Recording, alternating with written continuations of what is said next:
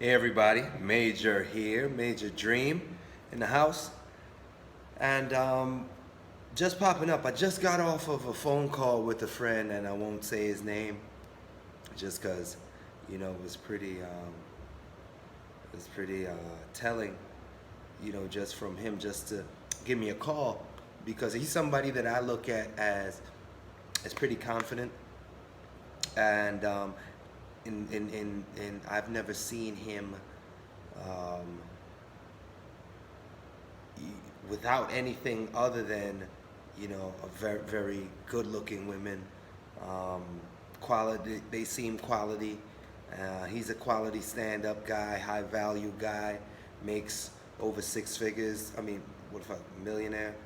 um, yeah, so when I got the call and we got into this conversation, it was really weird. But the beauty about it is that, it was just kind of two worldly men, two alpha males exchanging similar situations where I have, quite a bit of background in, interpersonal dynamics and especially when it comes to women.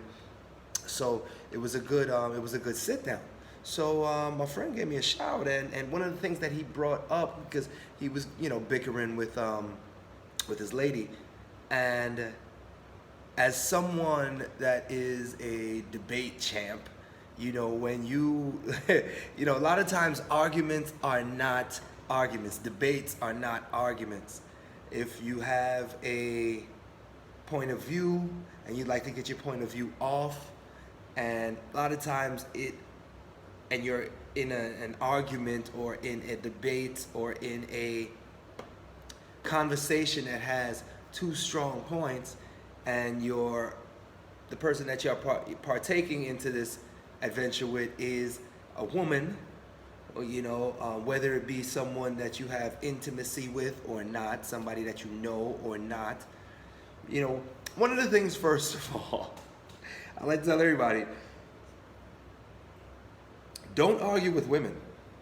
It doesn't make any sense, because, in my view, and this is really where it went, so I can just summarize it. I won't be too long. I'll just summarize it. Just don't argue with women, because it doesn't it doesn't serve any purpose, because at the end of the day, most women don't forget about it. So it ends up falling into their psyche. They become worried about it all the time, worried about themselves, especially if they have been, especially like the hotter they are. It's weird. The hotter they are, the more hang-ups they have, the more depression, the more anxiety. And for us men who have been pre-programmed to take the hotness and associate that with being good, being pristine, being cherished, all of those good things that were reinforced that women were supposed to be, that we associate their hotness with it. And a lot of times it's not the case. So my friend asked me, he was just like, yo, I brought up some prudent points that I felt weren't belligerent, weren't badgering. It was just, hey, this is how you make me feel. And the immediate response was, well, you're not perfect either. And I'm like, wait, what? Wait, you're not perfect? Like, this is how you make me feel? And her response was, you're not perfect either?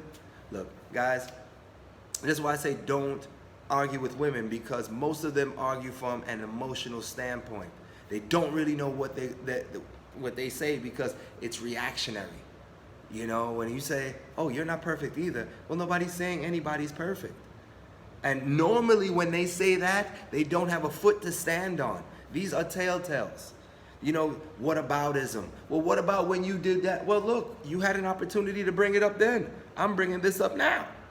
So it's a very kind of it can get toxic, especially if you're if it's an emotional thing. A lot of the times what needs to be done is strip the emotion out of the conversation and just deal with logic. And at that point, normally, if you're dealing with you know, a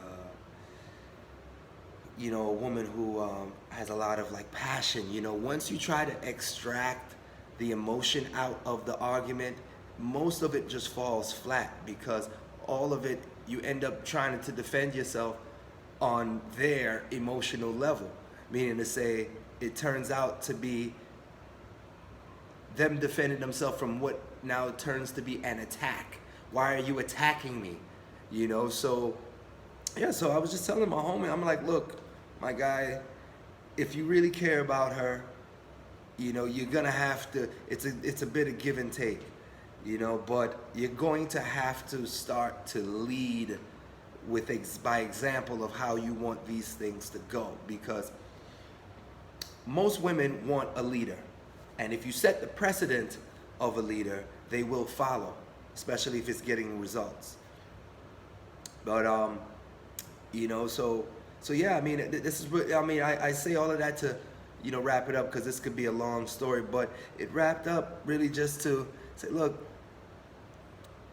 set precedent, and when you set precedent, have a conversation about it, so that way these things are etched in time, and if need be, record it, so y'all could sit and talk about it again. Because I think a lot of the times when people react emotionally, when women react emotionally, they tend to kind of black out and go to defense mode, mainly because they're hurt, maybe because they're scared, maybe because they're nervous, But hurt and scared, those things, hurt and scared should not be in a place with somebody that you love. Most of the time, it's nervous because they figure that their position is always based off of emotion, and emotion is irrational.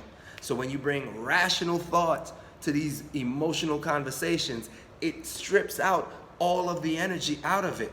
And most women fall flat because they've used their emotion, their tears, their yelling, and their love, and their and their, as a homie says, their viscosity to be. That's the only thing they have to battle with. If you don't, look, that's for another conversation. But all I am saying is, try not to argue with women, because from the outside, it makes you as a man look like an idiot. All right? Always try to bring the situation down, talk about it on a more logical level, and then be able to move forward. Because don't get into the nobody's perfect stuff. Don't get into the what about you do this. Don't get into that tit for tat, because that makes everyone look like an idiot. All right? So just like I told big homie, guys, don't argue with women. Remove yourself from a situation until things calm down, enter back into it, and then meet it head on with logic. Never bring emotion to a woman unless it's loving emotion, because it only looks bad from the outside. Okay, so yeah, that's a bit of freedom strategy wisdom from your boy Major Dream, who loves the women. Don't get me wrong, but I just know the BS that they all do, and they think that it's, look. We all know the BS that goes down with men, women, and interpersonal relationship. But I'm just telling you this, for you guys who don't have as much experience with women, and those who are younger, those are the ones that are trying to get placed. So they're even more ravages and more friggin' cunning and conniving. Be careful, okay? Whenever the nobody's perfect, what about you, tit for tat, stop picking on me, yelling at me, everything I do is wrong. All of that type of stuff is all deflection. It's all deflection. All right? These are like simple psychology, one-on-one type things, So when you see that, just remove yourself, let it calm down, and then come back in with logic, because logic will always trump emotion. Anyhow, If you like any of this advice, you like to just chat with me or throw your questions at me, subscribe, share, like, you know, that type of good stuff. I'm sure that as I do more of these, I'll get better. But yeah, man. And I mean, like, this guy can get any woman that he wants. And that's the biggest thing about it. Like I'm still tripping. You know, but yeah, man. I mean, we've all been there. We've all been there, and you know, everyone's out for their happiness. Remember that. So don't really condemn them so much, but just understand when you see those little tactics, when you see those little ploys to bring it back to emotion, so you can kind of